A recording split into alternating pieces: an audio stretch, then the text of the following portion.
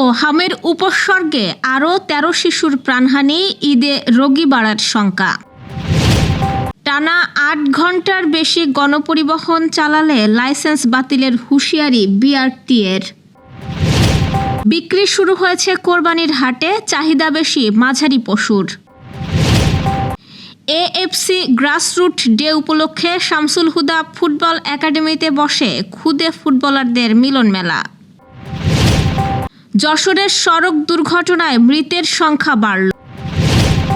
ঝিনাইদহে ঈদুল আজহা উপলক্ষে ৪৬,০০০ কেজি চাল বিতরণ। গ্রিন কার্ডে নতুন নিয়ম ঘোষণা করল যুক্তরাষ্ট্র। দর্শক, শুনছিলেন সন্ধ্যার খবরের প্রধান প্রধান শিরোনাম, এবার বিস্তারিত। তার আগে আমাদের ইউটিউব চ্যানেল সাবস্ক্রাইব করুন এবং সব খবর পেতে ফেসবুক পেজ ফলো করে রাখার পাশাপাশি ওয়েবসাইট ভিজিট করুন। হাম ও হামের উপসর্গে শুক্রবার সকাল ৮টা থেকে শনিবার সকাল ৮টা পর্যন্ত নতুন করে আরও ১৩ শিশুর মৃত্যু হয়েছে। এ সময়ে সারা দেশে আরও ১,৯৬৭ শিশুর শরীরে হামের উপসর্গ দেখা দিয়েছে। স্বাস্থ্য অধিদপ্তরের তথ্য মতে গত ১৫ মার্চ থেকে এ পর্যন্ত হামের উপসর্গ নিয়ে মারা গেছে ৪২৬টি শিশু, আর হাম নিশ্চিতভাবে শনাক্ত হওয়ার পর মারা গেছে ৮৬টি শিশু, অর্থাৎ মোট মৃতের সংখ্যা দাঁড়িয়েছে ৫১২ জনে। প্রতিবেদনে বলা হয়েছে, চলতি বছরের ১৫ মার্চ থেকে এই পর্যন্ত দেশ জুড়ে মোট ৬২,৫০৭ শিশুর শরীরে হামের উপসর্গ দেখা গেছে। আক্রান্তদের মধ্যে তীব্র জটিলতা নিয়ে হাসপাতালে ভর্তি হতে হয়েছে ৪৯,৩৮৯ শিশুকে। হাসপাতালে চিকিৎসা নেওয়ার পর এই পর্যন্ত ৪৫,০১১টি শিশু সুস্থ হয়ে বাড়ি ফিরেছে। ঈদ উদযাপনে পরিবারের সদস্যরা সংস্পর্শে আসবে একে অপরের, তবে একে অপরের এই কাছে আসাতেই হাম রোগে আক্রান্ত হওয়ার শঙ্কা বাড়ছে বলে মনে করছেন চিকিৎসক ও জনস্বাস্থ্য বিশেষজ্ঞরা। ঈদের ছুটিতে হামের সতর্কতা নিয়ে জনস্বাস্থ্য বিশেষজ্ঞরা বলছেন, ঈদের ছুটিতে বিশাল সংখ্যক মানুষ স্থানান্তরিত হবে এবং এক জায়গা থেকে আরেক জায়গায় যাবে। এদের মধ্যে যাদের শরীরে হামের জীবাণু রয়েছে এবং যাদের জ্বর হওয়ার ১-২ দিন পার হয়েছে, তারা অন্যদের মধ্যে হাম ছড়াতে পারেন, কারণ হামের ফুসকুড়ি ওঠার ৪ দিন আগে এবং ৪ দিন পর পর্যন্ত এটি জীবাণু ছড়ায়, ভাইরাস ছড়ায়। ফলে ঈদ যাত্রার মধ্য দিয়ে হামের ভাইরাস আরও একটু বেশি ছড়িয়ে যেতে পারে। ঈদের পরে হামের প্রকোপ বৃদ্ধি আরেকটি সম্ভাবনাও রয়ে যাচ্ছে। বিশেষজ্ঞরা বলছেন, যাদের পরিবারে কোনো একজন অথবা একাধিক কারো জ্বর থাকে তাহলে তাদের উচিত অপেক্ষা করা এবং একই সাথে চিকিৎসকের পরামর্শ নেওয়া। একটানা দীর্ঘ সময় গণপরিবহন চালানোর কারণে চালকদের ক্লান্তি, ঝিমুনি ও ঘুমের প্রবণতা বাড়ছে। এতে সড়ক দুর্ঘটনায় চালক, কন্ডাক্টর, যাত্রী ও পথচারীদের হতাহতের ঘটনা ঘটছে বলে জানিয়েছে নিয়ন্ত্রক সংস্থা বাংলাদেশ সড়ক পরিবহন কর্তৃপক্ষ। এই পরিস্থিতিতে নির্ধারিত কর্মঘণ্টা মেনে গণপরিবহন চালানোর জন্য সতর্ক করেছে সংস্থাটি। আজ বিআরটিএর সদর কার্যালয় থেকে জারি করা এক সতর্কীকরণ বিজ্ঞপ্তিতে এই হুঁশিয়ারি দেওয়া হয়। বিজ্ঞপ্তিতে বলা হয়, বিদ্যমান মোটরযান আইন ও বিধি অনুযায়ী কোনো চালক একটানা ৫ ঘন্টার বেশি যানবাহন চালাতে পারবে না। এরপর অন্তত আধা ঘন্টা বিশ্রাম দিয়ে আরও সর্বোচ্চ ৩ ঘন্টা গাড়ি চালানো যাবে। অর্থাৎ একজন চালক দিনে সর্বোচ্চ ৮ ঘন্টা এবং সপ্তাহে ৪৮ ঘন্টার বেশি দায়িত্ব পালন করতে পারবেন না। বিজ্ঞপ্তিতে আরও বলা হয়, নির্ধারিত কর্মঘণ্টার ব্যত্যয় ঘটিয়ে গণপরিবহন চালালে সড়ক দুর্ঘটনার ঝুঁকি বাড়ে। তাই সড়ক দুর্ঘটনা প্রতিরোধে সংশ্লিষ্ট মোটরযান মালিক ও চালকদের নির্ধারিত সময় মেনে দায়িত্ব পালনের অনুরোধ জানানো হয়েছে। নির্দেশনা অমান্য করলে সংশ্লিষ্ট চালকের ড্রাইভিং লাইসেন্স এবং যানবাহনের রেজিস্ট্রেশন বাতিল করা হবে বলেও হুঁশিয়ারি দিয়েছে বিআরটিএ। সারা দেশেই কোরবানির পশুর হাটে বিক্রি শুরু হয়েছে। ক্রেতা বিক্রেতার উপস্থিতি শুরু হয়েছে। প্রাথমিকভাবে চাহিদা বেশি মাঝারি আকারের পশুর। বিভিন্ন জেলা থেকে প্রতিদিনই ঢাকায় যাচ্ছে পশু, তেমনি গ্রামীণ হাটেও জমতে শুরু করেছে বেচাকেনা। অনিয়ম ও জাল টাকা প্রতিরোধেও সরকারের বিভিন্ন সংস্থা হাটে হাটে তৎপর রয়েছে। যশোরের মাটিতে আজ যেন বসেছিল খুদে ফুটবলারদের এক মিলন মেলা। বাংলাদেশ ফুটবল ফেডারেশনের উদ্যোগে এএফসি গ্রাসরুট ডে ও বিশ্ব ফুটবল সপ্তাহ ২০২৬ উদযাপন উপলক্ষে জেলার সদর উপজেলার ফতেপুর ইউনিয়নের হামিদপুর সংলগ্ন শামসুল হুদা ফুটবল একাডেমি মাঠে সম্পন্ন হয় ব্যাপক প্রস্তুতি। সকাল 8:30 থেকে সন্ধ্যা 6টা পর্যন্ত দিনব্যাপী চলা আয়োজনে তৃণমূল থেকে উঠে এসেছে অসংখ্য নতুন মুখ। তৃণমূল পর্যায়ে ফুটবলের বিকাশ, নতুন প্রতিভা খুঁজে বের করা এবং শিশু কিশোরদের খেলাধুলার প্রতি আগ্রহ বাড়ানোই এই আয়োজনের লক্ষ্য। আয়োজন ঘিরে স্থানীয় ক্রীড়াঙ্গনে বেশ কয়েকদিন আগে থেকেই তৈরি হয়েছিল উৎসব আমেজ। আয়োজকরা জানাচ্ছে 7 থেকে 13 বছর বয়সী প্রায় 800 ক্ষুদে ফুটবলার অংশ নেয় এই কর্মসূচিতে। অনুষ্ঠানের উদ্বোধন করেন জাতীয় সংসদের স্পিকার বীর মুক্তিযোদ্ধা মেজর হাফিজ উদ্দিন আহমেদ বীর বিক্রম।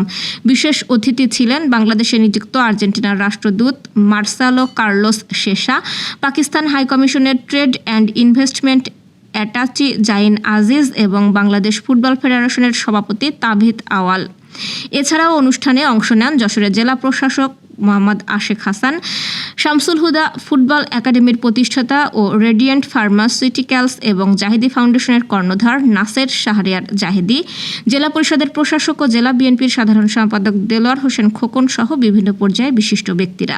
আয়োজকরা জানান, বাংলাদেশ ও আর্জেন্টিনার মধ্যে তৃণমূল পর্যায়ে ফুটবল উন্নয়ন ও প্রশিক্ষণ কার্যক্রম পরিচালনার লক্ষ্যে একটি পারস্পরিক সহযোগিতা চুক্তি রয়েছে। সেই ধারাবাহিকতায় প্রতি বছর আয়োজন করা হয় এএফসি গ্রাসরুট ফুটবল ডে। সংশ্লিষ্টদের বিশ্বাস, এমন আয়োজন দেশের গ্রাসরুট ফুটবলে নতুন সম্ভাবনার দ্বার উন্মোচন করবে এবং ভবিষ্যতের ফুটবল তারকা তৈরিতে গুরুত্বপূর্ণ ভূমিকা রাখবে। আয়োজকরা জানান, বাংলাদেশ ও আর্জেন্টিনার মধ্যে তৃণমূল পর্যায়ে ফুটবল উন্নয়ন ও প্রশিক্ষণ কার্যক্রম পরিচালনার লক্ষ্যে একটি পারস্পরিক সহযোগিতা চুক্তি রয়েছে। সেই ধারাবাহিকতায় প্রতি বছর আয়োজন করা হয় এএফসি গ্রাসরুট ফুটবল ডে।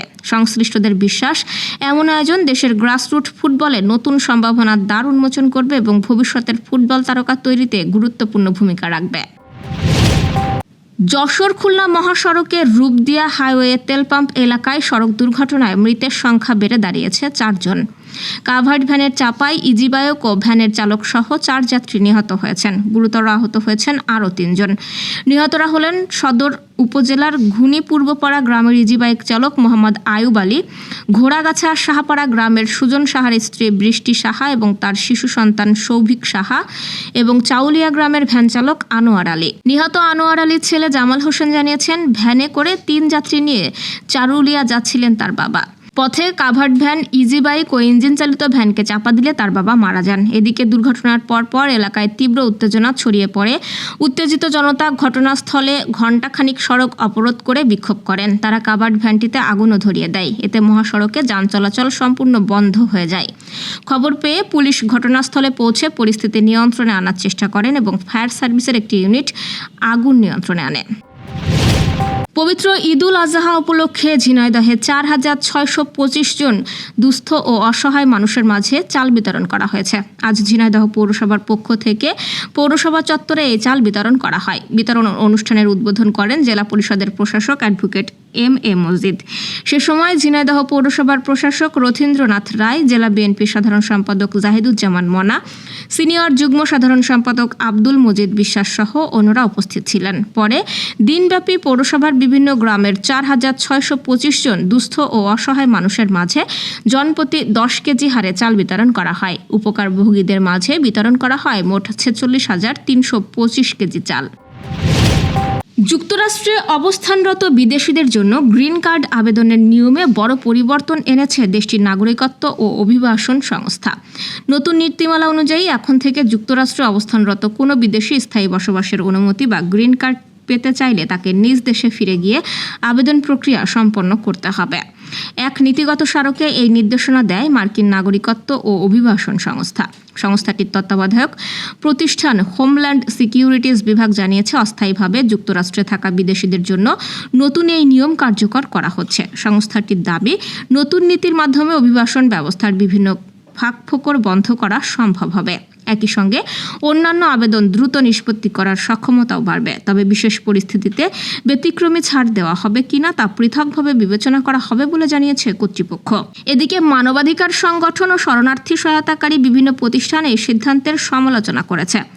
অভিবাসী ও শরণার্থীদের নিয়ে কাজ করার সহায়তা সংস্থাগুলোর আশঙ্কা, এই নীতির কারণে মানব পাচারের শিকার ব্যক্তি, নির্যাতিত নারী ও ঝুঁকিতে থাকা শিশুদের আবার সেই দেশেই ফেরত যেতে হতে পারে যেখান থেকে তারা জীবন বাঁচাতে পালিয়ে এসেছিল।